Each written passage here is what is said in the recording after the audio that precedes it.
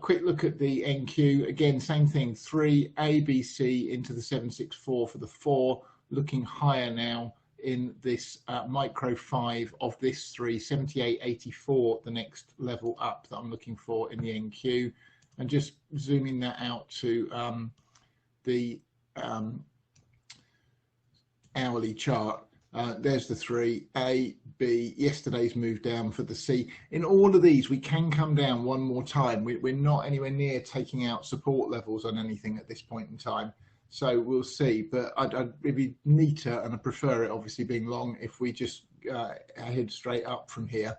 YM, same thing, it's a 2 in the YM. We hit the 618 back on this second. We've got a 1, 2, 1, 2 up, hit the 618.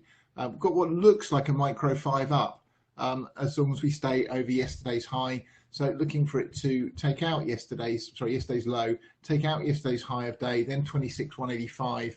Next target in the YM, 26,794.